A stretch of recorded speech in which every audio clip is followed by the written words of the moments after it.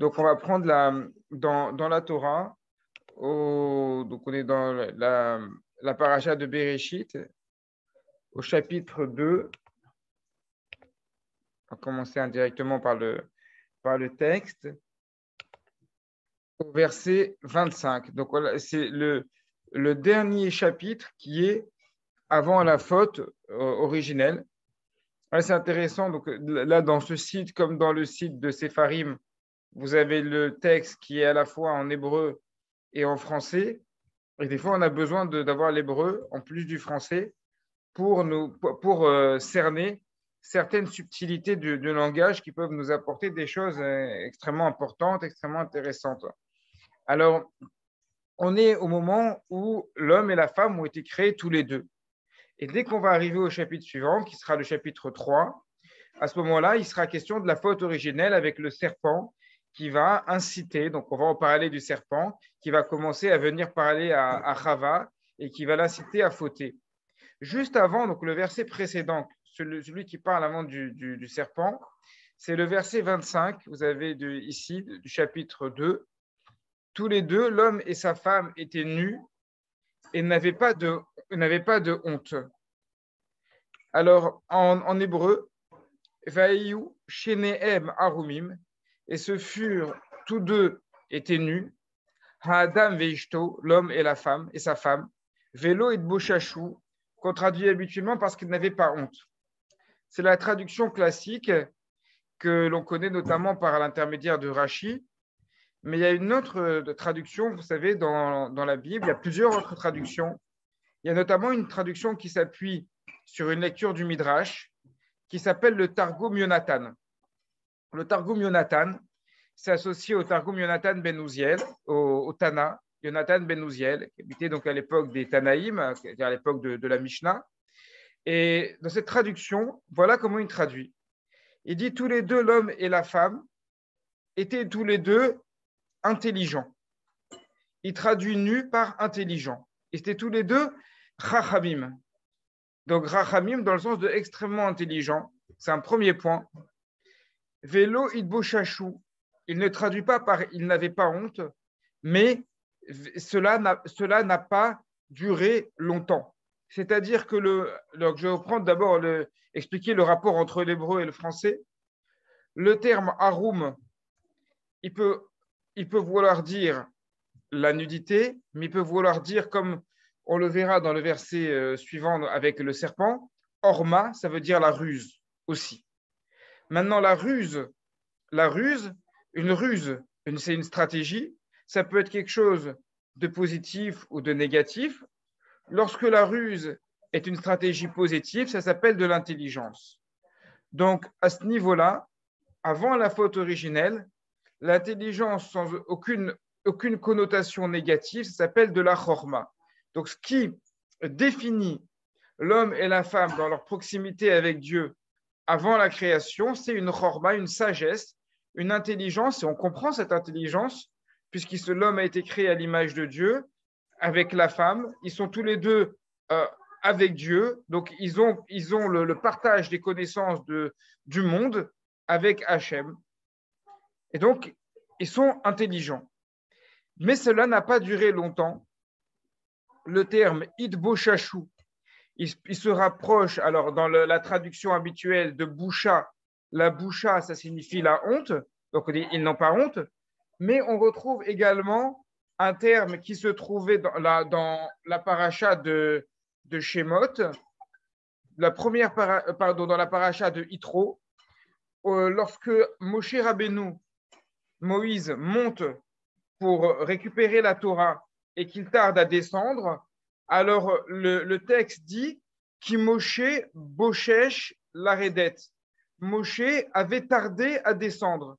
Et là, les Bnei Israël qui ont vu que Moshe Rabbeinu tardait à descendre, eh bien, c'est comme ça qu'ils sont venus à fantasmer la mort de Moshe Rabbeinu et à créer le veau d'or. Donc, on voit que ce terme de Boshesh, en plus de signifier la honte, il signifie le retard.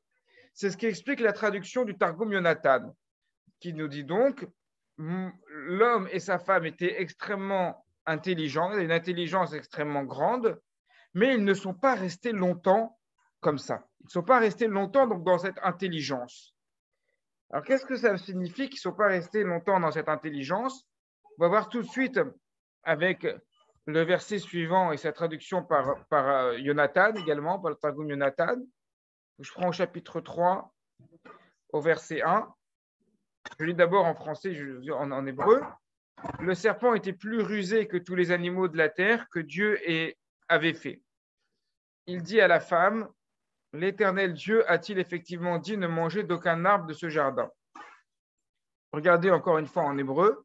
Vehanachash aya arum mikol chayat asade. Et le serpent était donc arum, plus arum qu'on traduit maintenant par rusé, plus que tous les animaux du champ. Donc déjà, vous remarquez la proximité entre les deux versets, puisque le verset qui signifie, et d'où l'intérêt aussi d'avoir le texte en hébreu, le verset qui signifie que Adam et Chava étaient nus, c'est le dernier verset du chapitre 2, et le verset qui signifie que Adam et Chava étaient rusés, pardon, que le serpent était rusé, c'est le verset tout de suite après. Et or, en hébreu, c'est exactement le même terme pour signifier la nudité et la ruse, orma. Dans les deux cas, c'est le terme orma. Et bien qu'il y ait des commentateurs comme le Ibn Ezra qui vont dire que ce sont des faux amis, ce n'est pas l'opinion du Targum Yonatan. D'après le Targum Yonatan, c'est le même mot ici. Et voilà comment le Targum Yonatan va traduire ce verset. Il traduit le serpent était chacham, il était intelligent, les rats, pour le mal. Donc il y a une nouvelle intelligence qui arrive maintenant. Il est intelligent pour le mal. Jusqu'à l'arrivée du serpent, l'intelligence était quelque chose d'absolu, quelque chose qui n'était ni bien ni mal, simplement mentionné comme une intelligence, une proximité avec Dieu, un partage de connaissances. Mais à partir du moment où le serpent, qui est l'incitateur, celui qui va inciter vers le mal, et dont on va parler beaucoup du serpent, arrive, à ce moment-là, c'est l'intelligence humaine qui va prendre une dimension qui est différente. Et donc, l'intelligence va prendre une proportion qui est négative à partir de là. On retrouve cette idée d'ailleurs même dans le terme de chorma, que vous connaissez, le terme de chorma qui signifie l'intelligence, le mot classique en hébreu. On retrouve également ce terme de chorma utilisé pour le mal dans la première paracha de Shemot, dans le premier chapitre, il me semble, lorsque les Égyptiens remarquent que les Hébreux vont se multiplier, vont devenir de plus en plus nombreux, qu'est-ce qu'ils vont dire? Ils ne vont pas supporter, ils vont avoir peur qu'ils se liguent contre les Égyptiens et qu'ils prennent la place des Égyptiens. Et ils vont dire Hava nitra kemalo. Allons et rusons contre lui. Donc ce terme nitra kema, rusons, usons de ruse, littéralement veut dire usons de sagesse. Donc on voit bien que le terme de chorma, le terme de sagesse, même dans le texte même de la Torah, a une connotation qui est négative. Ce que je propose de travailler avec vous ce soir, c'est cette idée qui est liée à l'intelligence, et de montrer en fait que la source, la base des problèmes qui vont exister dans l'humanité va trouver sa source dans l'intelligence. Et que l'intelligence humaine, qui est ce qui distingue l'homme de l'animal, donc est quelque chose qui est à la fois éminemment positive. On ne peut pas dénombrer le nombre de textes de nos rachamim, de nos maîtres. Je vois qu'il y a un message, excusez-moi. Ah, pardon pour le retard, vous êtes pardonné. Baruch haba. Donc, mais si vous avez des questions, vous pouvez les poser même pendant que je parle, ça ne me dérange pas du tout. N'hésitez pas, hein. On posera des questions à la fin également, mais n'hésitez pas si vous avez des questions, si quelque chose n'est pas clair. Donc, ce que je voudrais travailler ici, c'est que l'intelligence qui est mise en avant beaucoup dans la Torah, qui est mise en avant dans la Gemara, dans le Talmud, dans le Zohar, dans toutes les sources du judaïsme, c'est quelque chose qui est positif, à laquelle on doit tendre, mais à la fois c'est quelque chose qui est extrêmement dangereux et que souvent la source de tous les maux est la source des plus grands conflits qui peuvent exister, aussi bien dans les conflits avec nous-mêmes que dans les conflits avec les autres qui sont autour de nous, que dans les conflits internationaux également, vont trouver leur source dans l'intelligence. Et ça, on le voit ici dans ce parallèle qui est mis entre l'intelligence brute de Adam et Chava par rapport à l'intelligence mauvaise du serpent qui vient juste après. Donc, on va essayer de travailler ça. J'ai lu récemment, je terminais hier de lire un livre qui est intéressant, dont vous avez peut-être entendu parler. Médiatiquement, dans le monde juif, il y a eu pas mal d'interviews à ce sujet-là.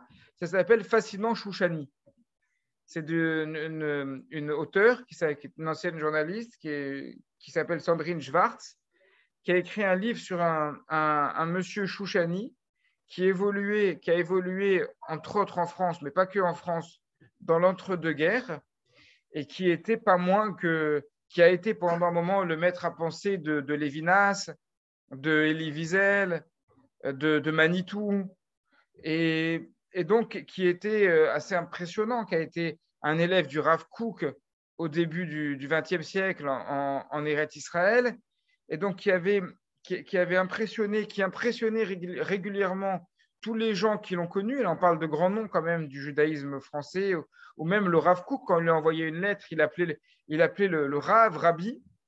Mais d'un autre côté, dans certains aspects de sa vie, était quelqu'un qui a laissé une très mauvaise image dans sa manière d'être mauvais avec les gens, dans sa manière de critiquer, d'être extrêmement critique, violent, être extrêmement réducteur des autres. Il traitait très souvent ses élèves d'idiots. Et puis, il y a des témoignages qui laissent à penser qu'il ne pratiquait même pas les mitzvot correctement.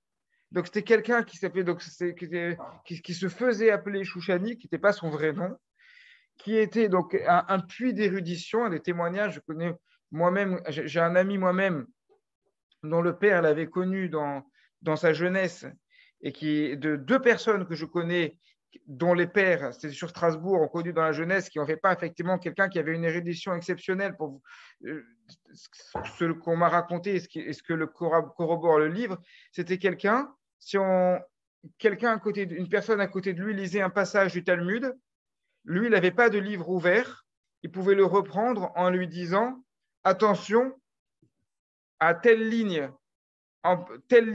de cette page-là, le mot ne doit pas se prononcer ainsi, mais de cette manière, alors qu'il n'avait pas le livre ouvert devant les yeux. » Donc, c'était quelqu'un d'une érudition qui était exceptionnelle, mais qui, à côté de cela, dans sa manière d'agir, dans sa manière de faire, avait des midotes, avait des traits de caractère, avec des manières de se comporter qui étaient complètement en dehors des standards du Derer Eretz, du savoir-vivre élémentaire que l'on apprend dans la Torah, mais que n'a pas besoin d'être dans la Torah pour avoir ce savoir-vivre élémentaire qui est lorsqu'on est un enseignant, de ne pas mettre ses élèves plus bas que terre, et encore plusieurs choses comme ça. Donc, la lecture de ce livre va bien dans le sens de mon propos dans ce cours-là, en mettant l'accent sur l'intelligence, sur l'usage de l'intelligence, comment faire usage de l'intelligence, et de savoir se méfier de l'intelligence. Alors, ce n'est pas une invitation à être bête. Le judaïsme ne demande pas d'écouter en se taisant et d'accepter tout ce qui vient en disant oui.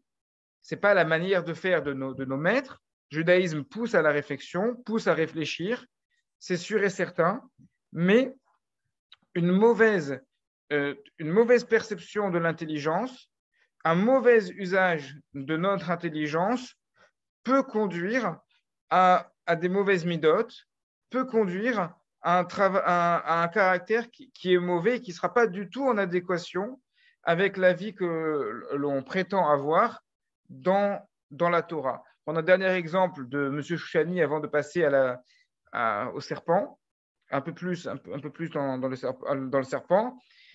Ce que dit l'auteur de ce livre, donc Sandrine Schwartz, elle rappelle une Mishnah dans les Pirkei Avot qui dit « N'étudie pas, je n'ai pas le texte par cœur, n'étudie pas pour t'enorgueillir ». C'est-à-dire la Torah ne doit pas être un joyau que l'on met autour du cou pour montrer aux autres que l'on sait. On n'étudie pas pour montrer aux gens regardez, je connais, regardez, j'ai de la connaissance. C'est pas ça le but de la Torah. Il y a comme ça plusieurs enseignements de nos maîtres qui vont dans ce sens-là. Au contraire, nous dit la Mishnah, c'est pour cela que tu as été créé. Il n'y a pas de raison de s'enorgueillir de la raison pour laquelle on a été créé. C'est-à-dire qu'on a été créé pour connaître la Torah, et donc c'est normal, il est logique de la connaître. Mais à partir du moment où on commence à tirer un profit de son intelligence qui sert à s'imposer sur les autres, et à ce moment-là, commence à y avoir une déviation de la Torah. Et cette déviation, c'est la base de la faute originelle. Donc, prenons ce verset avec le serpent. Le serpent était rusé et le serpent se mit à parler à la femme. Qu'est-ce que c'est que cette histoire d'un serpent qui parle? Alors, on peut dire, bah oui, on est au début de la création, peut-être que les animaux parlaient. Bon, d'accord, mais pourquoi seulement le serpent? Alors, pourquoi tous les autres animaux ne parlaient pas? Pourquoi que le serpent parlait? Ou alors, on peut lire le texte comme le Sforno, Rabbi Ovadia de Sforno, qui propose de lire cela comme une grande parabole, avec des idées très fortes. Le serpent, c'est un symbole, selon le Sforno. Le serpent, c'est le symbole du désir, le désir qui va mener à la faute. Pour arriver à la faute, il faut qu'il y ait un désir qui va se créer dans le corps humain. Alors, désir n'est pas l'intelligence, ce sont deux choses différentes. Le désir, c'est une pulsion. C'est vrai que ça va être créé dans la tête, notamment par le fantasme. On va parler du fantasme. Le désir est lié au fantasme. Mais l'intelligence est ce qui va permettre au désir de s'exprimer. Plus l'homme ou la femme, plus l'homme ou la femme qui porte le désir est intelligent, plus il va faire en sorte que le désir va s'exprimer. Le Sforno rapporte un midrash qui est aussi étonnant que le verset. Le midrash raconte que le serpent servait de monture à l'ange Samaël. Et l'ange Samaël, dans la littérature rabbinique, il est associé au Satan, donc à un ange destructeur. Il servait de monture à l'ange Samaël, donc un mauvais ange, et ils avançaient tous les deux, comme ça, vers Adam et Chava. Là aussi, c'est très difficile, il faut comprendre ce midrash. Donc, la manière dont je l'ai compris du Sforno, c'est que l'ange Samaël, il représente l'objet de la convoitise. Donc, l'objet de la convoitise est porté par le désir. Et l'objet de la convoitise qui est porté par le désir va s'exprimer par l'intermédiaire de l'intelligence. À propos de l'ange Samaël, on peut le rapprocher, le Sforno le rapproche aussi de ce que dit le Talmud. Le Satan,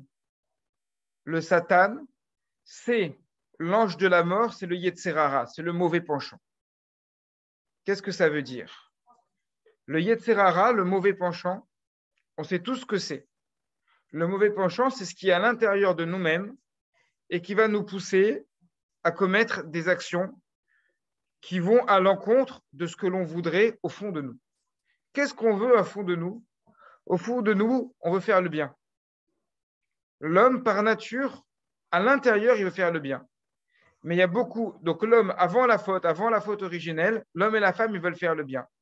Mais il va y avoir des éléments qui vont venir, alors de l'intérieur, qui vont essayer de dévier cette envie de faire du bien. C'est le Satan. Le mot Satan, il vient de la racine sata, donc sin, tête, he, qui signifie dévier, déviation. Donc, c'est-à-dire que le Satan, c'est la même chose, c'est quelque chose qui est à l'intérieur de nous, qui va nous faire dévier de la direction que l'on veut prendre. Et le Malach Hamavet, l'ange de la mort, qu'est-ce que c'est l'ange de la mort? L'ange de la mort, c'est ce qu'on appelle en psychanalyse moderne et sans rentrer dans de la psychanalyse poussée, mais des choses connues, ça s'appelle l'autodestruction. Le Malach HaMavet, l'ange de la mort, c'est l'autodestruction. C'est-à-dire qu'on a tous, au fond de nous, ce même élément qui s'appelle de trois manières différentes dans le langage des Rachamim, c'est pour ça que le Talmud nous dit tout est la même chose. Yetzerara, un mauvais penchant, qui est quelque chose d'intérieur. Le Satan, une déviation, mais la déviation, avant de venir de l'extérieur, elle vient de l'intérieur. Et Malach HaMavet, l'ange de la mort, qui signifie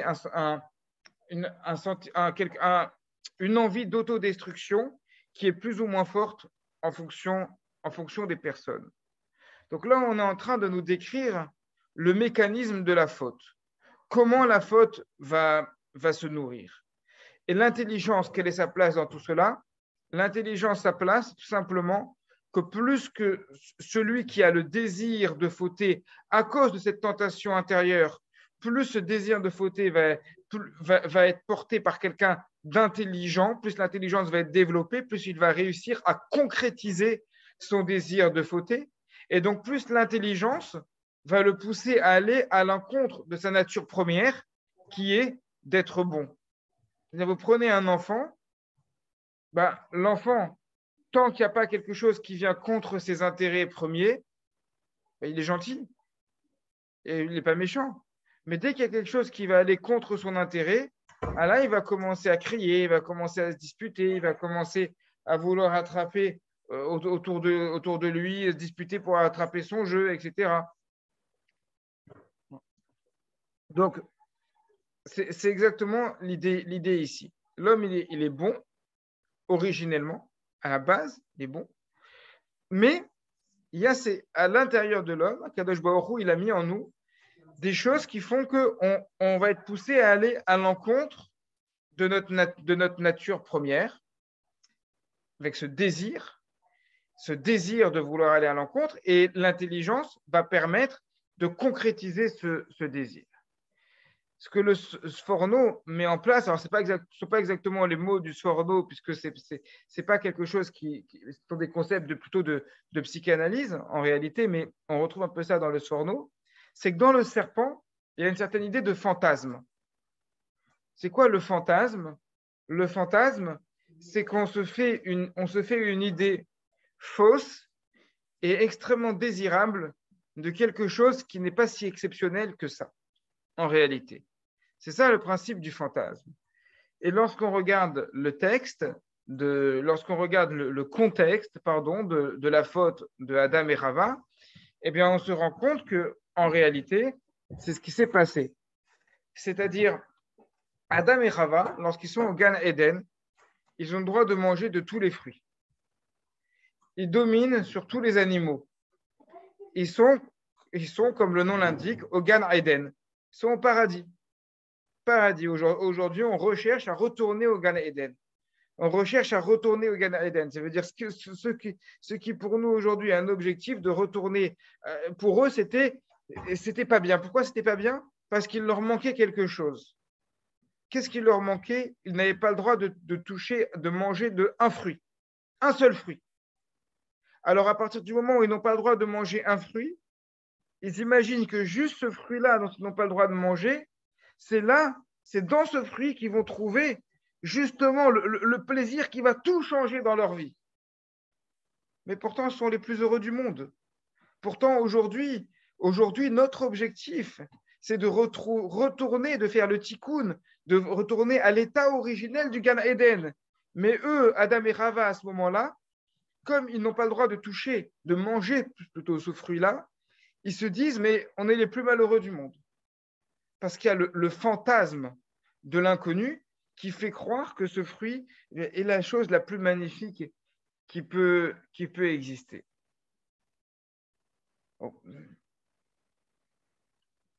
Le fantasme, il laisse une porte ouverte.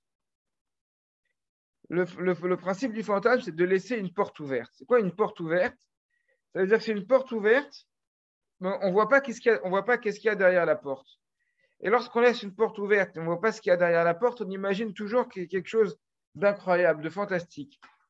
Je ne sais pas si vous avez déjà vu un chat, quand il se balade dans une maison, dès qu'il y a une porte qui est entrouverte, on dirait que c'est la première fois de sa vie qu'il voit qu'il voit cette pièce.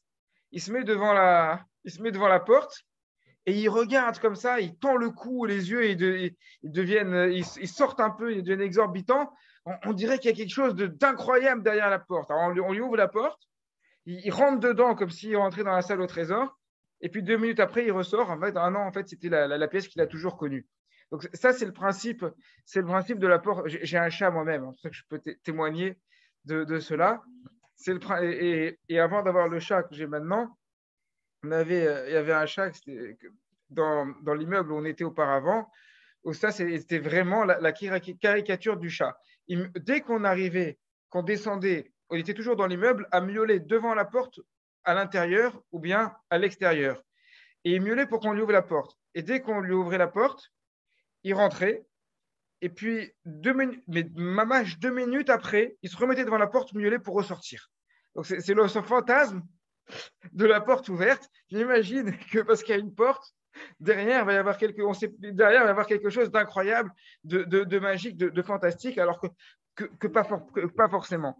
En l'occurrence, pour Adam et Chava, derrière cette porte, il y avait au contraire quelque chose de pas fantastique du tout, que cette porte était la limite justement qu'il ne fallait pas franchir. Donc là, on a dans ce récit originel, en fait, tous les ingrédients réunis pour expliquer le mécanisme de la Avera, le mécanisme de comment une faute fonctionne. Donc, il y a l'intelligence qui est mise en avant dans un premier temps, l'intelligence qui brute, pure, qui n'est pas mauvaise et qui peut même être positive si elle est mise dans un bon élément, dans un bon plan, dans une bonne démarche. Mais ça, il va falloir attendre Matan Torah, le don de la Torah, pour que l'intelligence soit vraiment positive lorsqu'on va la consacrer dans l'étude de la Torah. Il y a le fantasme, le désir et le mix de tout cela, avec derrière en toile de fond le mauvais penchant, donc tout ce qui vient de l'intérieur, et ce petit sentiment d'autodestruction qui est inhérent à l'humanité. Donc, on a tous, on a vraiment tous plus ou moins, et contre lequel on se bat pendant toute notre vie. Enfin, tout cela se trouve donc dans le dernier verset du chapitre 2, le premier verset du chapitre 3 de Bereshit. On va avancer un peu en prenant d'autres versets. On va continuer là le texte. Je vais lire la suite. Donc, le verset 2, je m'arrêterai peut-être sur le verset 3. La femme répondit au serpent, nous pouvons manger du fruit des arbres du jardin. Quant au fruit de l'arbre qui est au milieu du jardin, Dieu a dit, n'en mangez pas, n'y touchez pas, vous pourriez en mourir. Le serpent dit à la femme, vous n'en mourrez pas. Mais Dieu, alors je reviendrai sur la suite des versets plus tard. Je reste sur le verset 3, je vais revenir bien sur le verset 3. Verset 3, je le prends en hébreu, Mépéri Haetz et du fruit de l'arbre, Asher Betoragan, qui est à l'intérieur du jardin, Amar Elohim Lotorelu. Dieu a dit, vous ne mangerez pas, mimenu de lui, Velo Tigeubo, et vous ne le toucherez pas, Pen Temutun, de peur que vous mourrez. Alors, le problème, vous le connaissez, je pense, c'est que Dieu n'a pas dit ça. Et que lorsque le serpent dit l'omot temutu, non, vous ne mourrez pas, en fait, ce n'est pas un mensonge. Il ne ment pas. Parce que le Yetzer Hara, qui est le mauvais penchant et le menteur de manière générale, le meilleur des menteurs, ce n'est pas celui qui dit quelque chose de faux. Le meilleur des menteurs, c'est celui qui va donner une affirmation qui, d'un certain point de vue, peut être vraie. Et là, d'un certain point de vue, d'une certaine lecture, ce que dit le serpent est complètement vrai. Et le serpent a raison, d'un certain point de vue, de reprendre Chava, puisqu'elle dit Dieu a dit qu'on ne touchera pas. Alors, on va retourner dans le chapitre précédent, au chapitre 2, versets 16 et 17. Voilà, vous l'avez sous les yeux. L'Éternel, Dieu, ordonna à l'homme, savoir, de chaque arbre du jardin, tu peux manger. Mais tu ne mangeras pas de celui de la connaissance du bien et du mal, car dès que tu en mangeras, tu mourras. Donc là, de quoi on parle? On parle de manger. On n'a jamais dit qu'il était interdit de toucher l'arbre. Donc, le serpent répond, en fait, alors le serpent, c'est très bien qu'il y a une ambiguïté, mais la naissance du Yetzer Hara, la naissance des problèmes, elle va venir justement de l'ambiguïté. La première ambiguïté qu'on a, c'est entre nous et nous-mêmes. C'est-à-dire que quand quelqu'un est pieux, quand quelqu'un va faire une avéra, quand quelqu'un va faire une transgression, ou quand on va, soit vis-à-vis de Dieu, soit vis-à-vis du prochain, on ne va jamais se dire aujourd'hui je vais transgresser la Torah. On ne va jamais se dire tiens, aujourd'hui je vais faire du mal à quelqu'un. Ça, ce sont les fous. Ce sont les fous, ce sont les psychopathes, les gens qui ont un problème psychique. Là, on n'est plus dans la psychanalyse, il faut arriver dans le domaine de la psychiatrie. Si quelqu'un se lève le matin en se disant tiens, aujourd'hui je vais faire du mal aux gens, du mal aux proches. Non, c'est que il y a une manière subjective de penser que ce qu'on fait, c'est juste. Ce qu'on fait, c'est bon. Et ce qu'on dit, c'est vrai. Dans le sens, pareil, je donne un exemple concret. Il y a quelqu'un qui a laissé un livre chez moi. Il a oublié de me le redemander. Un mois est passé. Il a laissé son nom sur le livre. Et moi, je vais me dire en moi-même, bon, si je ne lui rends pas le livre, c'est parce que ça fait un mois qu'il a laissé. S'il a fait un mois qu'il a laissé, ça veut dire qu'il a abandonné le livre. Alors en soi-même, le raisonnement n'est pas un raisonnement qui est complètement mensonger, parce qu'il est vrai que quand quelqu'un ne réclame pas un objet au bout de longtemps, cela signifie souvent qu'il n'en veut plus. Mais ça, c'est valable lorsqu'il a oublié dans un domaine public. Mais s'il a oublié chez moi, ça ne me dédouane pas de lui rendre l'objet. Mais je vais me créer un petit mensonge qui va être basé sur un raisonnement qui est vrai. Et le raisonnement qui est vrai, qui est de dire, lorsque quelqu'un ne réclame pas quelque chose, c'est qu'il n'en veut pas. Ce raisonnement vrai va me pousser finalement à ne pas rendre l'objet à mon ami, à ne pas venir le chercher, à ne pas aller le chercher en lui disant qu'elle a oublié l'objet chez moi. Donc la faute, elle va se créer par un raisonnement intérieur, un petit mensonge à soi-même qui est basé toujours sur un petit élément de vérité. Donc pourquoi Chava va-t-elle dire qu'on n'a pas le droit de toucher l'arbre? Rashi, sur place, il dit que le problème est venu de Adam. C'est Adam qui lui a dit on n'a pas le droit de toucher à l'arbre et aux fruits du jardin. Et pourquoi il lui a dit ça? Il lui a dit ça parce qu'il a voulu mettre des barrières. Il s'est dit, Dieu m'a demandé de ne pas manger des fruits de l'arbre du jardin. Dieu m'a demandé de ne pas manger des fruits de l'arbre du jardin. Mais si je veux être sûr que l'ordre de Dieu est bien respecté, je vais demander à Chava de ne pas le toucher. Si elle ne le touche pas, je suis sûr qu'elle en viendra à ne pas en manger. Mais résultat, le serpent lui dit, mais tu vois bien que si tu ne le touches pas, il ne se passe rien. Et selon le Midrash, le serpent s'est mis à toucher le fruit. Il a pris la main de Chava, il a dit, tiens, touche le fruit aussi, tu vas voir. Il va rien se passer.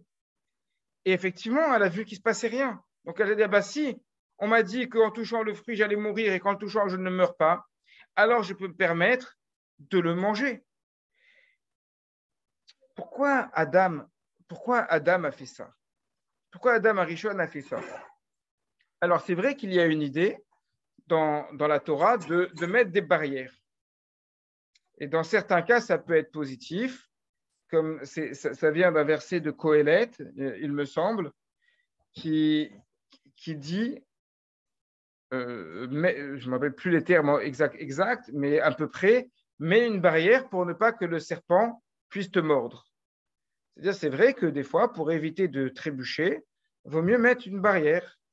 Et parfois, si on craint de fauter d'une certaine manière, on va mettre une barrière. Et les Rachamim le font beaucoup. Par exemple, dans les lois de la halacha, dans les lois hommes-femmes, alors ce n'est pas une loi qui concerne les noachides, mais ce n'est pas interdit non plus de l'appliquer. Il interdit le ihoud. Le ihoud, c'est s'isoler. Interdiction de s'isoler entre un homme et une femme. Donc, il y a certains cas dans lesquels le ihoud est interdit d'après la Torah, et d'autres cas dans lesquels ce sont les rabbins qui l'ont interdit, par peur qu'on en vienne à transgresser le vrai ihoud et à s'isoler avec une femme qui est interdite et commettre un interdit. Donc, c'est quelque chose qui existe. Néanmoins, on voit que si c'est mal amené, si c'est mal expliqué, ça peut avoir des conséquences qui vont être négatives. Maintenant, Adam, en revenant dans l'aspect un peu psychanalytique de Adam et de Chava, Adam, il me semble qu'il a un problème personnel. Si Adam, il dit ça à Chava, c'est que en réalité, il y a un premier qui a envie de manger de ce fruit-là, c'est Adam. Le premier qui a eu envie de manger de l'arbre interdit, du fruit interdit, c'est Adam Arishon.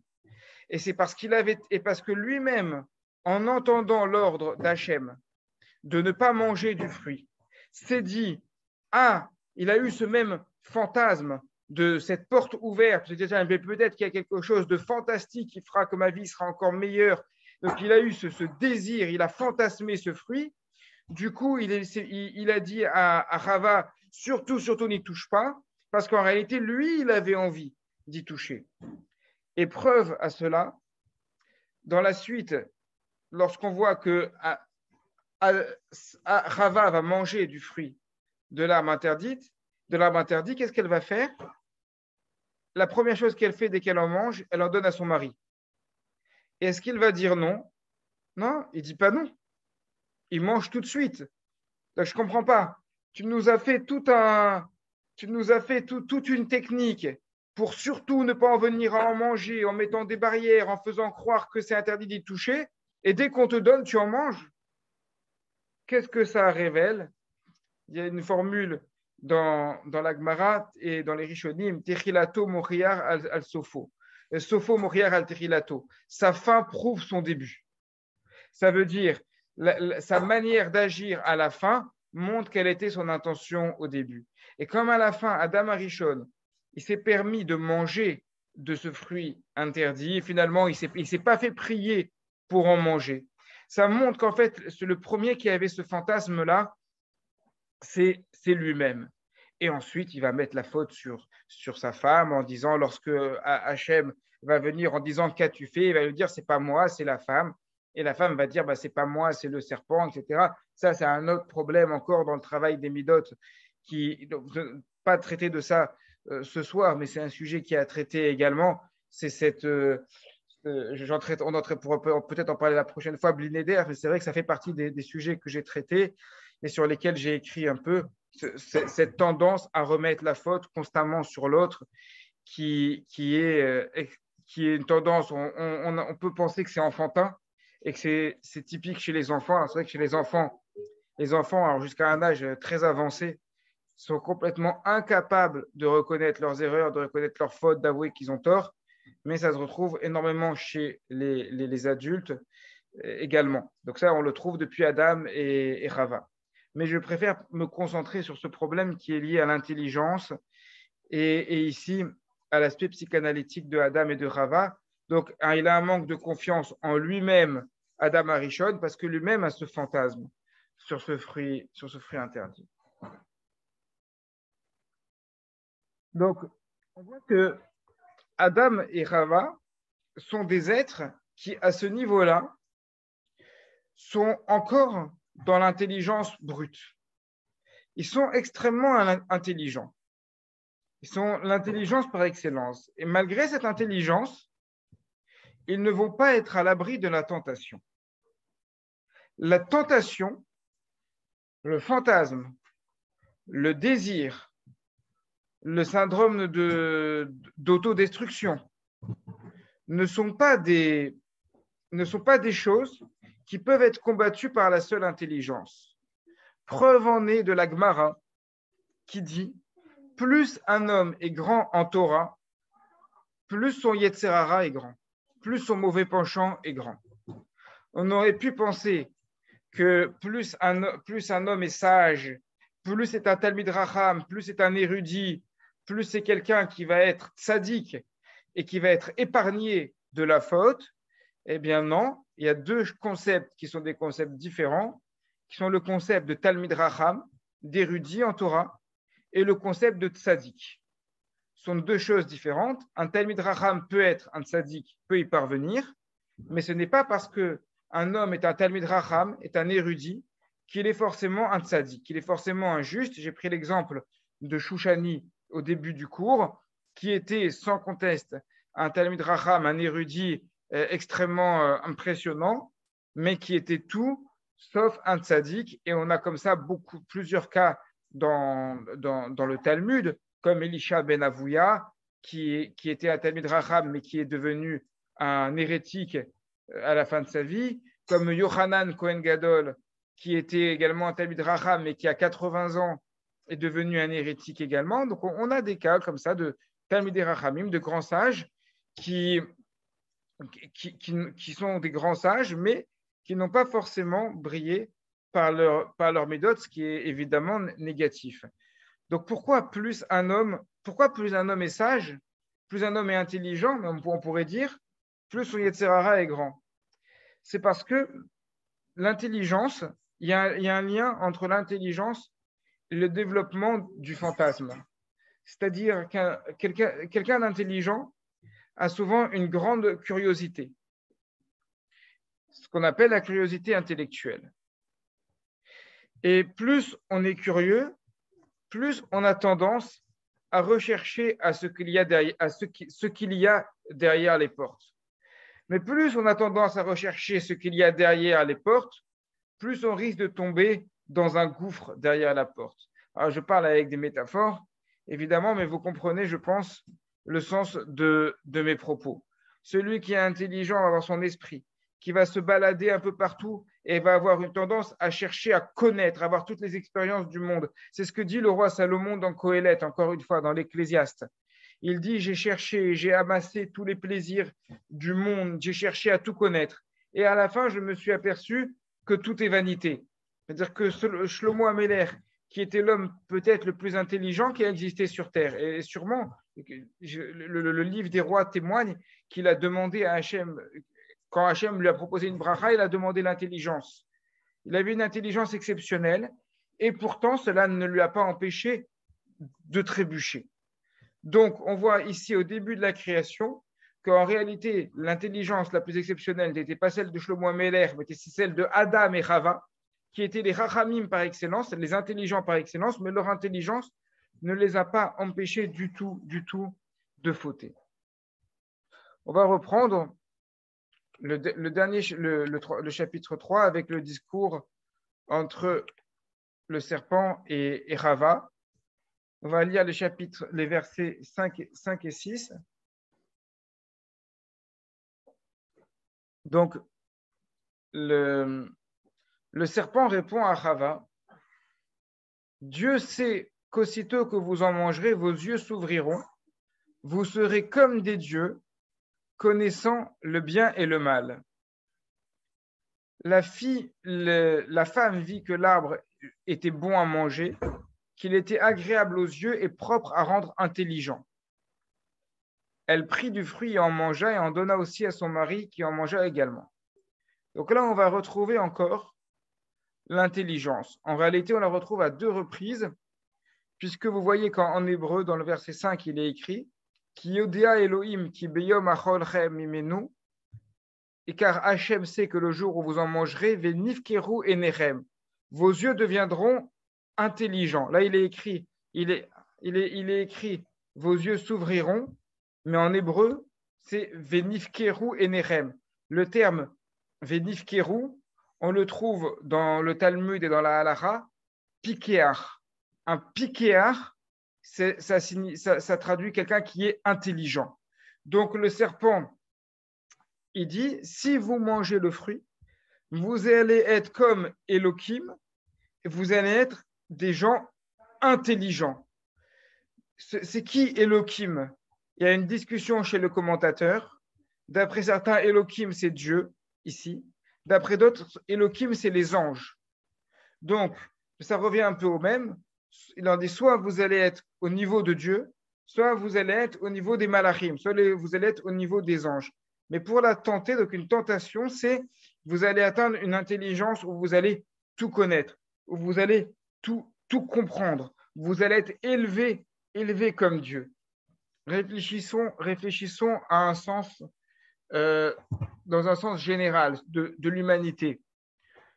Beaucoup de grandes catastrophes, à commencer par la création de la bombe atomique. Quelle est cette base? La recherche constante d'être toujours plus intelligent. Dieu crée des mondes et il peut les détruire. L'homme, depuis la révolution technologique, le but de l'homme scientifique et technologique, alors pas tous, hein, il y a des gens bien partout, évidemment, et puis il y a des scientifiques religieux, des scientifiques pieux, mais de manière générale, le but va être d'imiter Dieu en essayant de recréer des êtres humains ou des robots et de détruire le monde en créant des formules permettant d'avoir des armes dissuasives qui peuvent ne plus être dissuasives au bout d'un moment et qui peuvent détruire le monde. Donc, l'homme arrive à un stade où il veut être comme Dieu, intelligent comme Dieu. C'est quoi Dieu? Dieu, c'est la différence entre Dieu et l'homme, Dieu, c'est celui qui crée l'homme et qui le détruit, et qui peut détruire l'humanité. L'homme veut essayer d'arriver au niveau de Dieu. Tout ça parce qu'il y a chez l'homme cette recherche d'intelligence qui est ancrée au sein de nous. Donc on voit ici encore que la base du problème et la base de la faute originelle, donc la base des mauvaises méthodes qui vont arriver par la suite, c'est de l'intelligence qui va être mal placée. Et dans le verset 6, donc je reprends le dialogue de la femme, Vateri Aïcha qui tova etz les mahal, elle a vu que l'arbre est bon à manger, donc ça il faudrait le travailler. Verita avaou la enaïm, que c'est un désir pour les yeux, le désir on en a déjà parlé. Venermad aetz les askil, et que l'arbre est agréable, les askil, au sérel, au cerveau. Et le sérel, c'est la base de l'intelligence. Le sérel, le cerveau, c'est ce qui contient l'intelligence. Donc, Vatikar Bipirio, elle a pris du fruit. Quand est-ce qu'elle a pris du fruit? À partir du dernier constat. Lorsqu'elle a fait le constat que l'arbre est bon pour l'intelligence, alors elle a consommé du fruit parce que, au final, l'homme et la femme aussi ont ce désir d'être extrêmement intelligent, qui est un désir ici qui est négatif. Donc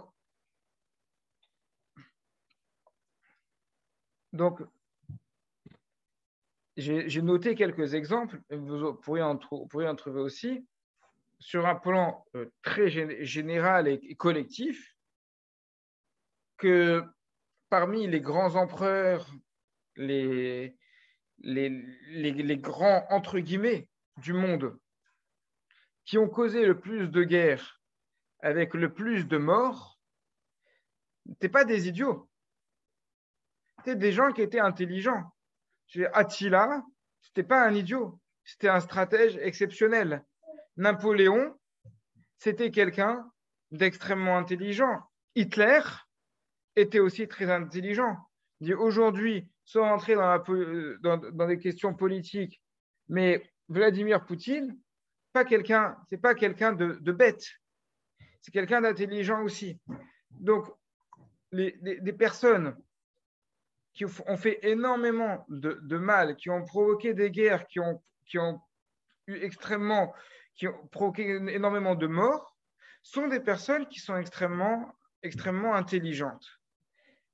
Donc, donc, la conclusion ne peut pas être qu'il ne faut pas être intelligent, qu'il faut arrêter de réfléchir. Ce n'est pas ça du tout, puisqu'on nous demande de réfléchir et de placer son intelligence dans un bon sens.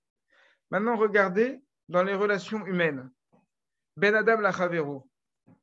Lorsqu'il y a une dispute entre deux personnes, la brute, celui qui est brute, bah, il va crier fort, ou il va frapper. Et bon, il a fait un peu peur en criant, il a fait un peu mal en frappant. Celui qui est intelligent, en français on dit vicieux, pour traduire l'intelligence tournée vers le mal, il va faire beaucoup plus mal que des coups ou que des peurs avec des cris. Celui qui est vicieux, il va calculer, il va manigancer, il va utiliser son intelligence pour détruire la personne avec qui il a un problème. Et lorsqu'on a une certaine intelligence et lorsqu'on a un problème avec quelqu'un, il est malheureux de voir des fois quand comme on prend à cœur, parce qu'on l'a vu, l'intelligence toute seule, rien n'est indissociable. L'intelligence, le cœur, le fantasme, le désir, le mauvais penchant, toutes ces choses-là sont des choses qui se lient entre elles. Donc, lorsqu'on prend à cœur une dispute qu'on a avec quelqu'un et que pendant des jours et des jours, on ne va penser qu'à cela, et du coup, c'est quoi le Yetzer Hara ici?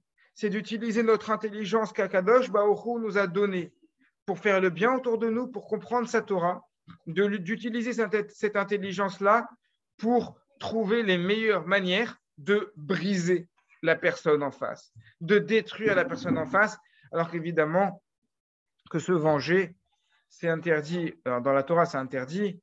Pour les Bnei Noirs, je ne sais pas s'il y a un interdit de se venger comme il y a un interdit chez les Juifs, mais quoi qu'il en soit, que ce soit interdit ou pas, ça reste une mauvaise mida, ça reste quelque chose en tout cas qui est négatif et qui est évidemment pas conseillé, puisque je rappelle que les Bnei Noirs ont le droit de pratiquer toutes les mitzvot de la Torah, à l'exception du Shabbat et de l'étude approfondie de la Torah qui mène à la halacha, etc. Mais tout le reste, évidemment, que c'est conseillé et que c'est recommandé. Et toutes ces mitzvot Ben Adam Lachavero est fortement recommandé pour les Bnei Noach de les respecter également, même quand il ne s'agit pas d'une obligation, notamment de ne pas se venger. Et malheureusement, qui ça touche le plus, cette interdiction de la vengeance?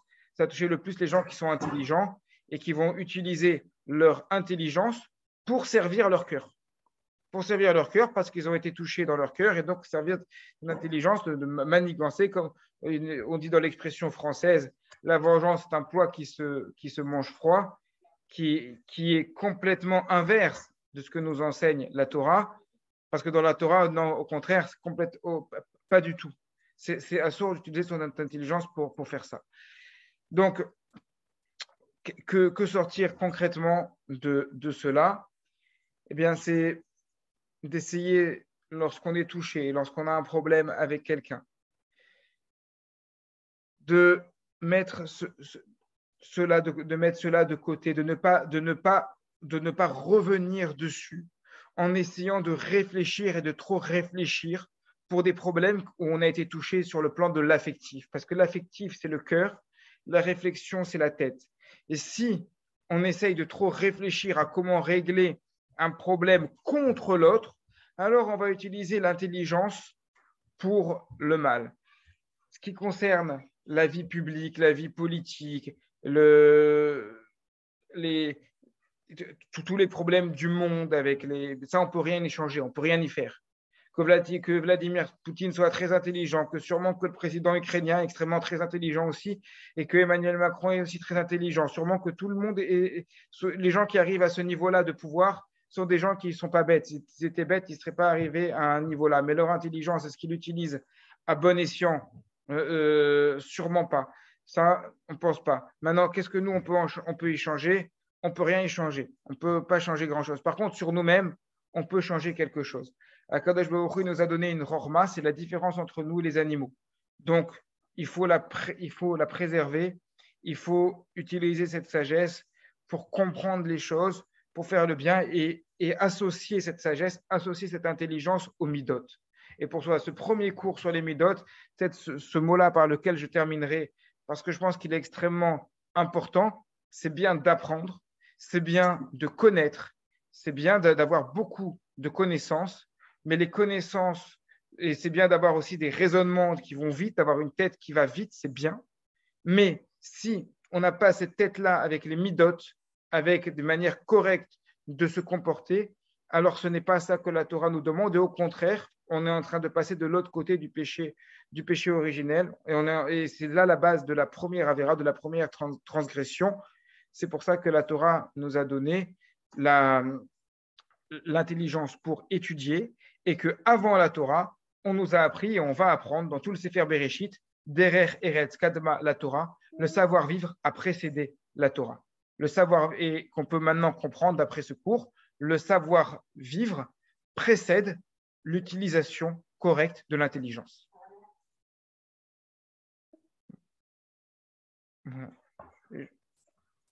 Je vous écoute si vous avez des... Je vous écoute maintenant si vous avez des remarques et des questions. Je suis à votre disposition avec plaisir. Je peux enlever les...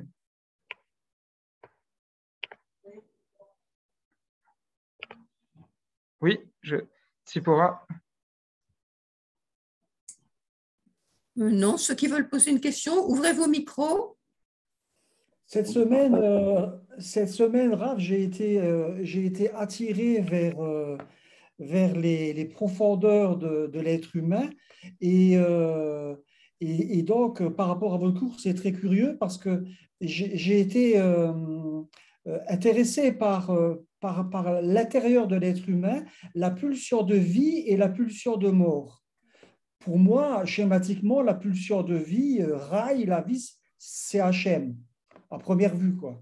Maintenant, c'est curieux l'autre côté, c'est quand même bizarre, l'autre côté, cette pulsion de mort qui est tellement importante, quoi. Et c'est curieux parce que je vous donne un exemple. Moi, il y a 40,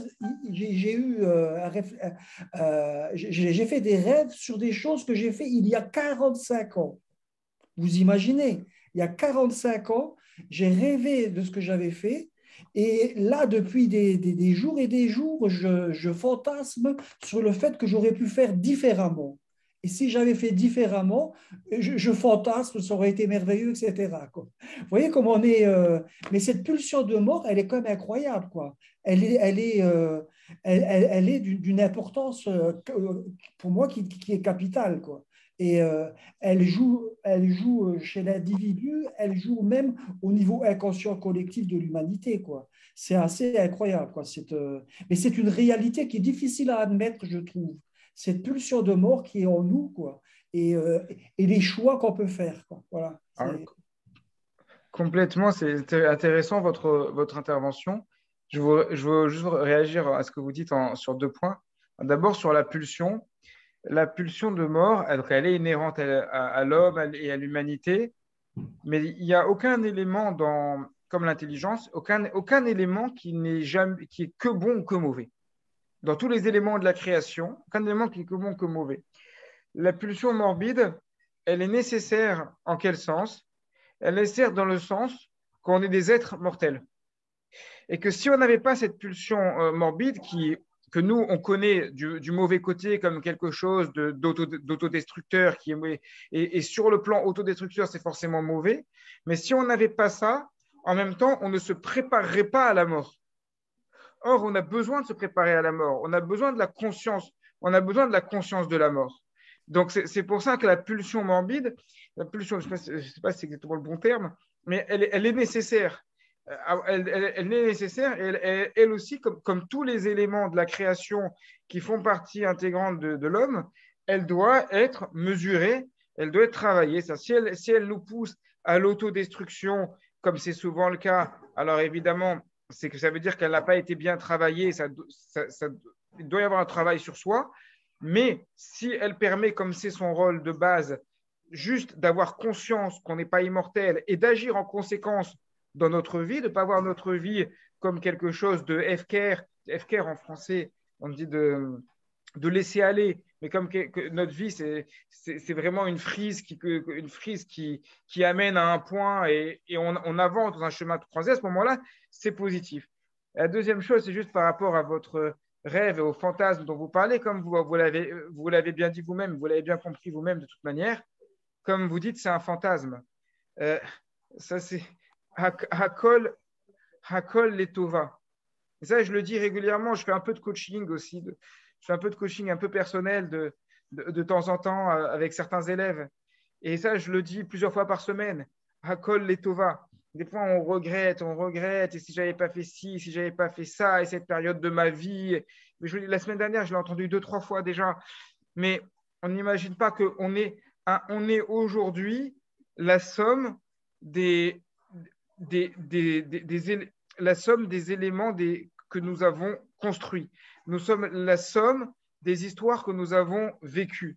Donc dire, si je n'avais pas agi de cette manière-là, aujourd'hui je serais plus heureux, c'est jamais vrai.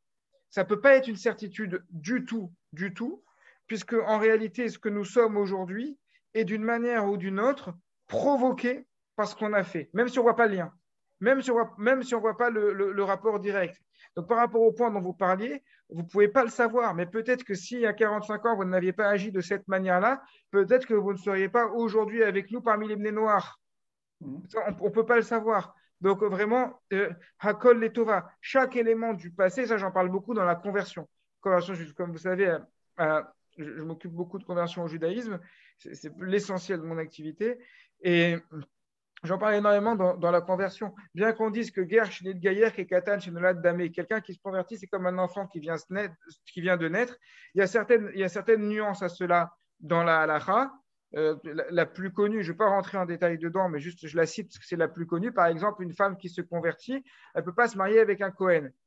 Pourtant, c'est comme quelqu'un qui vient de naître. Alors pourquoi pas? Bon, c'est qu'il y a comme ça, il y a d'autres règles qui sont moins connues, qui se ressentent pas trop en pratique, mais qui font que il y a quand même des petites nuances. Mais ces petites nuances, elles sont nécessaires parce qu'en réalité, une personne qui s'est convertie, elle est pas complètement à 100% comme quelqu'un qui vient de naître, puisque elle s'est convertie grâce à une décision qu'elle a prise lorsqu'elle n'était pas juive. Et ça, c'est extrêmement important. Donc, quelqu'un qui se convertit et qui dirait je renie complètement mon passé, tout ce que j'ai fait avant, j'aurais mieux fait de ne pas exister quand je n'étais pas juif, c'est quelqu'un qui n'a rien compris. Parce que c'est toute la vie vécue avant la conversion qui a entraîné, de manière consciente ou inconsciente, la décision et la volonté de se convertir par la suite. Ça, c'est sur la deuxième remarque, qui n'est pas lié complètement au thème du cours, mais c'est important. C'est quelque chose qui revient très, très souvent dans le coaching.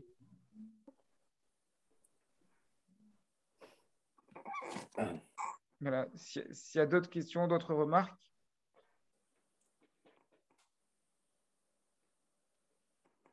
J'ai lu un commentaire qui disait que Adam n'était pas du tout fautif parce que l'homme mange ce que la femme lui prépare.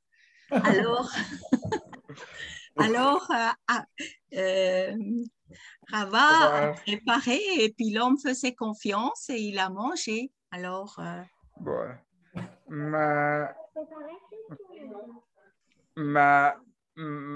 femme n'aimerait pas ce commentaire que vous avez lu. Je crois que Elodie, tu peux venir 2 minutes, s'il te plaît? Madame Veil qui a lu un commentaire. Je veux juste te demander ce que tu en penses. Je peux vous laisser redire le commentaire à mon épouse? Oui, j'ai lu un commentaire qui disait que Adam n'était pas fautif parce que il a fait confiance à Hava, de ce qu'elle a préparé à manger, il peut manger. Et il a mangé et comme ça, c'est la femme qui est fautive. Elle a préparé la pomme dans un bon aliment et parce qu'elle voulait, elle voulait pas Je que pense son vraiment, c'est ça. mari soit séparé. Voilà. C'est ce que je pense de ça. Oui, qu'est-ce que tu penses de cette idée-là? Parce que moi, dans mon cours, j'ai développé l'idée que l'homme, en réalité, c'était le premier qui voulait manger Voilà. le fruit. Et c'était lui qui voulait, et c'est pour ça qu'il a mis cette barrière, parce qu'il avait le premier ce fantasme du fruit. Dès qu'il a pu le manger, il a mangé, en fait. Je vous avoue que votre explication me plaît beaucoup, mais, mais bon, j'avais lu autre chose avant. Il y a un midrash qui dit quand même que pourquoi est-ce que Rava elle est partie faire ça? Elle est partie parler au serpent à la base. Hein? Pourquoi? Parce que son mari s'était détourné d'elle. Ah, ouais, ma femme, vous avez entendu ce qu'elle a dit? Ouais. J'ai déjà entendu. Ouais. Bon, elle n'ose pas le dire parce qu'elle ne connaît pas le public. Mais si elle était seule avec moi, elle dirait que c'est un commentaire misogyne. Voilà. Voilà. Mais elle n'ose pas le dire ici. C'est curieux parce que c'est curieux parce que humainement, moi j'ai passé toute ma carrière à travailler avec des repris de justice, avec des délinquants. J'ai passé 40 ans avec eux. Et c'est quand même très curieux que l'on est toujours au même point. C'est pas moi, c'est la faute de l'autre. Actuellement, dans le droit français, qu'on appelle ça les circonstances atténuantes jouent beaucoup. On est toujours dans le même mécanisme, c'est la faute à l'autre, quoi. C'est la femme, c'est l'homme, mais c'est jamais moi. C'est toujours la même. Et vous étiez dans quel métier? Quel métier? Donc, dans l'approbation, au ministère de la Justice, l'approbation, c'est le contrôle judiciaire. Contrôle judiciaire. Oui, mais parce que les délinquants, bon, d'abord, ils sont souvent jeunes, souvent des jeunes, des gens qui ont arrêté l'école assez tôt, pas toujours, hein, mais il y a quand même une majorité. Et même chez les adultes qu'on trouve qui sont délinquants, il y a très, très souvent une grande immaturité. Il y a une grande immaturité chez les délinquants. Il y a un déni de la réalité. Il y a un moment, il y a très souvent un cassage dans l'enfance, un passage où il manquait quelque chose. Et c'est une trace d'immaturité. C'est vrai que c'est une mida de l'enfant. C'est une mida de l'enfant de l'enfance. Et pourquoi ça se retrouve beaucoup chez les adultes? D'ailleurs, Adam et Chava, c'est quoi Adam et Chava? Ce sont des adultes, des enfants. Ce ne sont ni des adultes ni des enfants. Ce sont des gens qui ont été créés adultes, mais qui sont nés adultes. Donc, ils représentent aussi bien les enfants que les adultes. Il me semble, personnellement, que ce qu'on peut appeler un mensch, à partir du moment où on dit que quelqu'un est un mensch, c'est un homme en yiddish, c'est quelqu'un qui sait assumer. Et ce n'est pas facile du tout d'assumer, ça demande une grande maturité. Des fois, on arrive à assumer certains actes, d'autres, on n'arrive pas.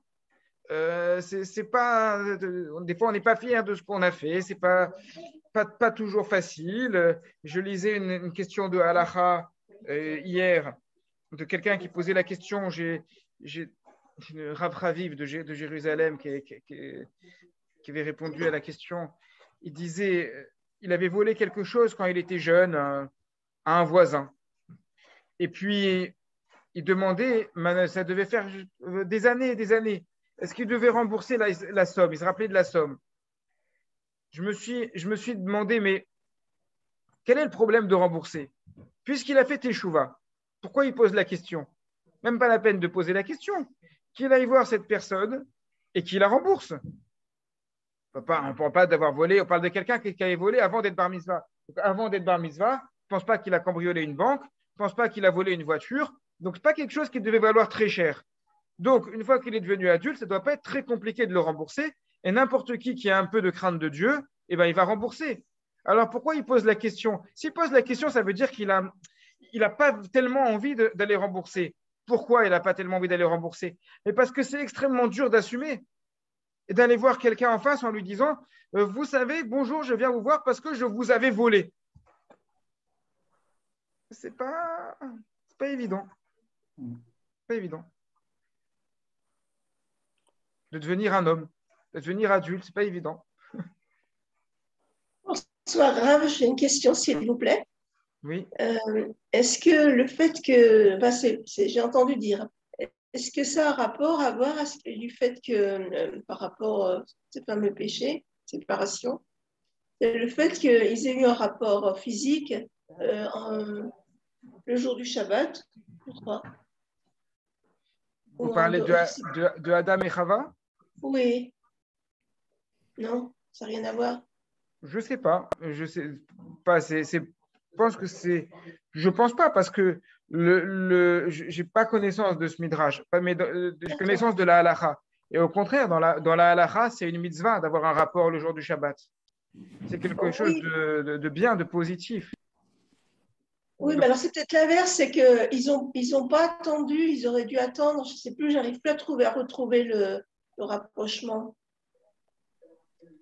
Ça n'a rien à voir. J'ai pas le. Il y a une connotation qui puisse y avoir un rapport avec une connotation sexuelle, ça peut avoir. Parce que dès qu'on parle de fantasme, dès qu'on parle de désir, il y a aussi un midrash selon lequel le serpent a eu une relation avec Chava aussi. Voilà. Il y a un midrash qui va dans ce sens-là aussi. Là aussi, ça peut avoir, parce qu'on est dans le domaine du fantasme, on est dans le domaine du désir, et on se demande mais pourquoi l'intelligence n'empêche pas. Et la faute sexuelle, on a eu, vous avez suivi peut-être pour celles et ceux qui sont en Israël, il y a, je ne sais pas, 3-4 mois, l'affaire malheureuse avec le rabbin qui écrivait des livres pour enfants et qui a été accusé de... Qui a été accusé de plein de choses horribles. Et tout le monde qui s'est posé la question, mais comment c'est possible, un Talmid Racham qui écrit des choses pareilles? Mais ce n'est pas une question, si vous voulez. C'est justement tout le problème est là. C'est que, de un, l'intelligence n'est pas une protection contre les déviances, quelles qu'elles soient, contre le fantasme, contre le désir, même sexuel, premièrement. Et deuxièmement, comme on l'a vu avec l'exemple du serpent, l'intelligence, quand elle est très développée, au contraire, elle entretient le fantasme si derrière, il n'y a pas un fort travail sur soi du travail des midotes. Donc oui, les choses peuvent être liées sur ce plan-là. Et on le retrouve souvent, alors sans parler au Hachem, tous les problèmes ne viennent pas des rabbins, mais on le trouve dès que ça touche au pouvoir, où très souvent il y a des gens qui sont au-dessus des autres et qui ont souvent une intelligence supérieure et qui ont souvent une ascendance sur les autres. Et très souvent, derrière cette ascendance, il va y avoir des scandales sexuels et leur intelligence, justement, va les aider à assouvir leur désir, à assouvir leurs pulsions et à cacher tout ce qu'ils font. Donc, sur ce plan-là, c'est lié. Oui, c'est ce qu'on appelle la manipulation. Oui. S'il vous plaît, Rav, par rapport à l'étude de la Torah, est-ce qu'on ne pourrait pas penser que le fait d'étudier la Torah, justement, ça permet un renouvellement de l'intelligence, une espèce de purification de l'intelligence? Ça paraît étrange de penser que des gens qui sont immergés dans l'étude de la Torah, il n'y ait pas cette influence bénéfique sur leur intelligence. Alors, pour connaître le monde des yeshivot, et en faire un peu partie aussi, du collège, parce que j'ai étudié au collège depuis 15 ans, je peux vous répondre d'abord par l'affirmative, mais pas forcément dans le sens où vous l'entendez. Que oui, le fait d'étudier la Torah permet un renouvellement de l'intelligence, ça c'est sûr et certain. C'est sûr et certain que plus on étudie, notamment lorsqu'on étudie la Gemara, parce que la base de l'étude, c'est l'étude de la Gemara, ça permet vraiment de faire travailler le cerveau, les mécanismes du cerveau qui vont beaucoup plus vite. Et c'est pour ça que les Coréens du Sud ont mis du Talmud dans leur programme scolaire. C'est pour ça que des traders qui ne sont pas juifs à New York ont voulu prendre des cours de Talmud également, parce qu'ils ont bien compris que plus on étudie le Talmud et la Torah, plus il y a dedans un renouvellement du mécanisme intellectuel. Cependant, si ça reste de l'étude purement technique, le problème est qu'on en vient à dissocier la Torah de Dieu. Qu'est-ce que ça veut dire? Ça veut dire qu'on va rentrer dans des raisonnements très techniques, on va extrêmement développer l'intelligence, on va savoir répondre parfaitement à toute question, mais derrière, ça ne va pas être associé au savoir-vivre. Sauf si on étudie les textes correctement, les bons textes, qui demandent d'ailleurs moins d'intelligence pour les comprendre. Les textes de Moussar, pour étudier du Moussar, on n'a pas la peine d'être extrêmement intelligent pour étudier du Moussar. Le Moussar, ce sont des textes qui vont nous pousser à savoir comment se comporter, comment nous comporter correctement. Des fois, cela va être des histoires simples, tout simplement simples, mais qui... Et s'il n'y a pas cette partie... Allô? Oui. S'il n'y a pas cette partie Moussar qui accompagne la partie stricte étude de la Torah, étude du Talmud, eh bien, ça peut donner des érudits que le Talmud appelle Talmid Raham Lo Agun, c'est-à-dire des érudits qui ne sont pas aptes. Et dans la yeshiva à laquelle j'étudiais en Eretz Israël, quand j'habitais à Jérusalem, c'était la yeshiva Or Achaim. Or Achaim, aujourd'hui, elle existe encore à Jérusalem, Rehov Yoel, avec le Rav Elbaz, mais j'étudiais avec le Rav Ben Tata et le Rav Ben Amou dans la section francophone qui s'appelle aujourd'hui Ner Yosef. Il y avait une insistance pour qu'il y avait tous les jours, 1 heure d'études de Moussar obligatoire. Pour que les élèves ne se contentent pas d'avoir juste l'étude du Talmud qui rend peut-être plus intelligent, mais qui après se comporterait mal. Donc, vraiment d'associer du Moussar à l'étude du Talmud. Donc, même les maîtres eux-mêmes de la Torah ont insisté depuis. Alors, là, je parle du Moussar chez les maîtres du Moussar, chez par exemple les Lubavitch, le mouvement Chabad, ou même chez les Chassidim de manière générale, ce ne sera pas du Moussar, mais ça sera de la Chassidoute. Ce qui revient plus ou moins au même. C'est-à-dire que la Chassidoute, c'est une étude qui va être beaucoup moins technique que l'étude du Talmud, mais qui va permettre aussi d'arriver à une réflexion sur soi-même, à son rapport dans le monde, à son comportement avec les autres. Donc, qu'il s'agisse des yeshivot classiques lituaniennes qui vont rajouter du Moussar, ou qu'il s'agisse des yeshivot qui vont rajouter de la Chassidoute, l'idée à chaque fois est que l'étude pure de la Torah et du Talmud ne peut pas permettre seul d'être bon avec les autres. Il faut derrière savoir en extraire le Moussar, savoir en extraire la morale, et le derer eretz, le savoir-vivre.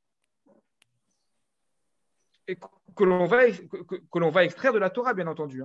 On va l'extraire de la Torah, mais il faut savoir l'extraire. Voilà. Je crois qu'il y a une idée qui ressort tout le temps, mais j'ai l'impression c'est la prudence. Moi, ce qui m'a toujours frappé, c'est que Shlomo Ameler dit que l'intelligence, c'est aussi, ça amène de la souffrance aussi. Ça amène de la souffrance. Et quand on voit la vie de Salomon, elle se termine avec ces femmes où, si j'ai bien compris, il va les laisser commettre leur pratique idolâtre. Ce qui a peut-être aussi enclenché la vie dernière de Salomon, quoi. Mais c'est très curieux, c'est presque mystérieux le fait de cette intelligence, même thoraïque, elle est dangereuse. Vous avez parlé à un moment du danger, quoi, du danger de l'intelligence, quoi. Voilà. Ouais. Bien sûr. Ouais, mais votre constat est juste. Je n'ai pas grand-chose à rajouter dessus. Je suis d'accord avec votre constat. Elle est dangereuse. Vous connaissez l'histoire de Rabbi Shimon Bar Yochai. Rabbi Shimon Bar Yochai, quand il a étudié les 12 premières années de la grotte, dit le Talmud. Je ne pense pas qu'il faille comprendre cela au sens littéral. À mon avis, c'est plutôt une image. Mais dit Talmud que quand il est sorti de la grotte, donc il a étudié pendant 12 ans sans rien faire d'autre. Il a croisé quelqu'un qui n'étudiait pas, un juif. Il a regardé, il a fusillé du regard et l'autre est mort sur le champ. C'est un exemple parmi d'autres. Alors, je ne pense pas que ce soit une histoire vraie qui s'est vraiment passée de cette manière-là, plutôt une manière de faire comprendre des idées. Cette idée-là notamment, que une intelligence purement développée avec un développement que de l'intelligence, et comme vous le dites très justement, Shlomo Améler, le roi Salomon dans Qoéleth, dans l'Ecclésiaste, il insiste énormément là-dessus, c'est dangereux.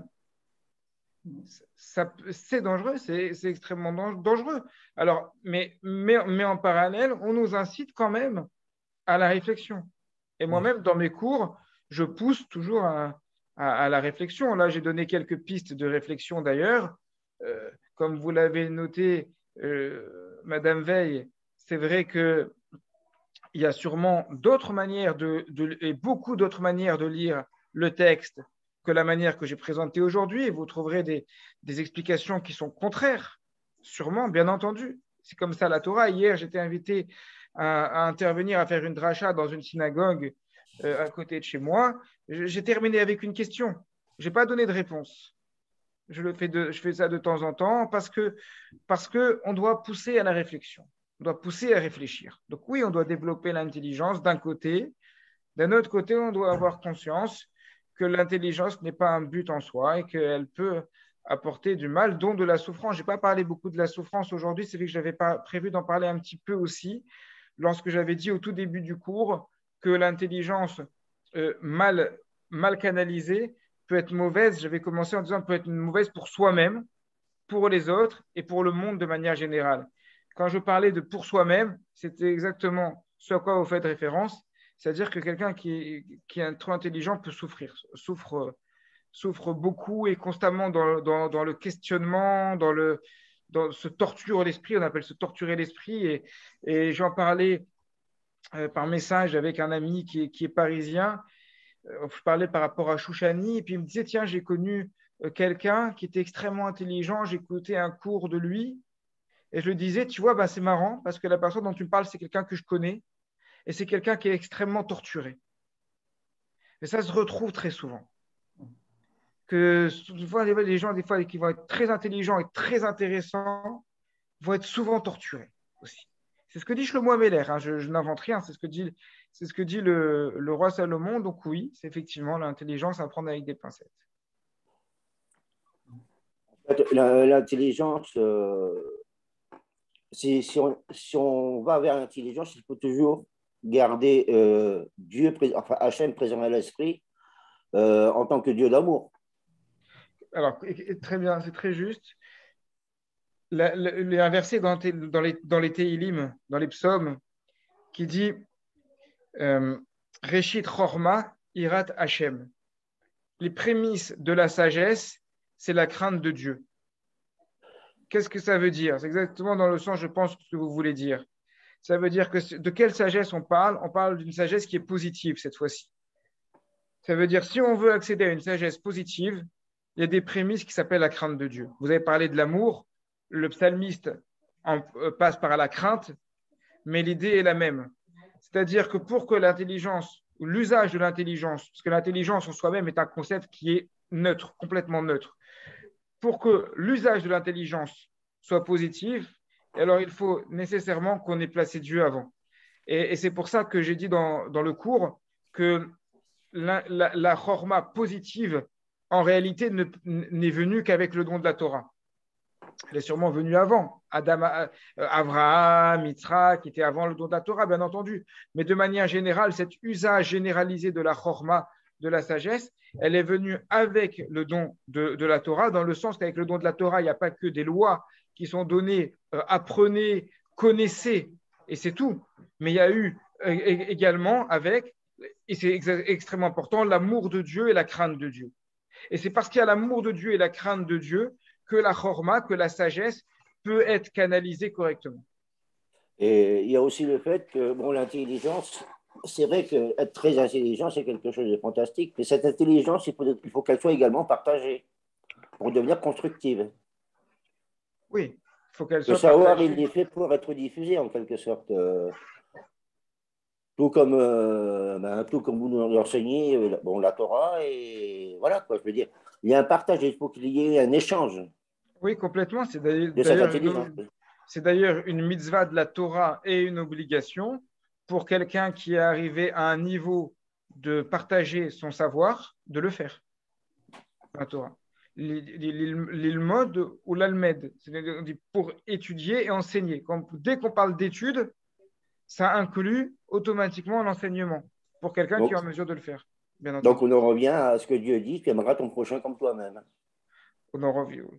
C'est lié à, Moi, cela. ça me semble lié. C'est lié à cela. Complètement. Voilà. Chazak. Mais par rapport à ce que vous disiez de Rabbi Shimon, Bar Yochai, par rapport à ce que disait Pascal au début, c'est vrai que, enfin, comme vous le disiez, tout est pour le bien, et puis ça dépend de ce qu'on fait, de ce qu'on a vécu. Mais c'est vrai que tout ce qu'on a pu vivre, qui nous avait paru pas bien, on peut en faire la plus grande richesse, parce que c'est ce qui nous apprend justement beaucoup d'humilité, et puis aussi la compréhension des autres et de ne pas juger. Et quelqu'un qui n'a pas vécu certaines difficultés ou certaines souffrances ne peut jamais comprendre les autres et ne peut jamais les aider non plus.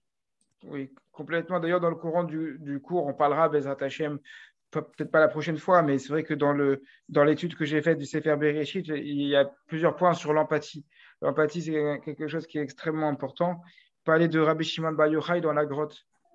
Alors, je n'ai pas le nom du monsieur qui a parlé auparavant, mais par rapport à ce que vous dites aussi, Rabbi Shimon Bar Yochai, lorsqu'il était dans la grotte, les 12 premières années, quand il est sorti, et qu'il a fusillé du regard la personne en face, qu'est-ce qui s'est passé après? Je ne me rappelle plus du passage dans ces détails, mais il me semble qu'il y a une voix qui est venue du ciel, ou alors que Eliyahu Hanavi est venu et qui lui a dit, tu n'es pas prêt à sortir. Tu dois retourner dans la grotte. Mais pourquoi? Parce qu'on ne peut pas étudier la Torah que pour étudier. On ne peut pas cultiver l'intelligence que pour la cultiver. Elle est là pour les autres aussi. Et si on cultive l'intelligence, et c'est peut-être ça d'ailleurs l'idée de ce passage du Talmud, que si on cultive l'intelligence, ou si on étudie que pour étudier, et qu'on est centré sur soi-même et sur le développement de son propre intellect, mais qu'on n'est pas tourné vers les autres et qu'on méprise l'autre, alors ça ne sert à rien de sortir de sa grotte. On n'a pas d'utilité dans ce monde. On n'a d'utilité dans ce monde qu'à partir du moment où on comprend que l'intelligence, elle doit être tournée vers l'autre. Peut-être ça, ce message de Rabbi Shimon dans la grotte. En fait, quand vous avez parlé du manque d'empathie, c'est très curieux parce qu'actuellement, je suis dans le procès de 1946 à Nuremberg, le procès des plus hauts dignitaires nazis. Et les Américains avaient embauché des psychologues pour suivre pendant tout le procès les nazis. Et à la fin de 1946, au moment du verdict, il rencontre un des psychologues peut-être le plus important, et très curieusement, c'est un psychologue juif. Et il lui pose la question, même vous qui les avez étudiés maintenant pendant des mois et des mois, pourquoi ont-ils fait ça, malgré pour certains, très intelligents? Et il a répondu, le manque d'empathie. C'est incroyable, quoi. Le manque d'empathie. Oui, complètement. Phénoménal, hein? Ouais. Il faut, comme le disait notre ami, là, la notion d'amour, elle reste prédominante, quoi. Mais il n'y a pas que l'amour, quoi. Mais cette notion d'amour, si on la met de côté, on va vers un radicalisme. Il y a quelque chose qui nous manque, quoi. C'est important, c'est très important. Vous prenez aujourd'hui il y a dans plusieurs domaines comme les échecs, les mathématiques, et il y a beaucoup plus intelligent que l'homme. L'intelligence humaine, elle a été dépassée par la machine, par le robot. Le robot aujourd'hui, il est plus. J'avais lu des choses comme ça, un ordinateur qui gagnait des parties d'échecs contre un champion du monde d'échecs. Donc, au niveau de l'intelligence, ce qui fait la supériorité de l'humain, ça va être sa manière de se comporter, sa manière d'agir, sa manière de ressentir et de canaliser ce ressenti d'une manière positive aussi vers les autres.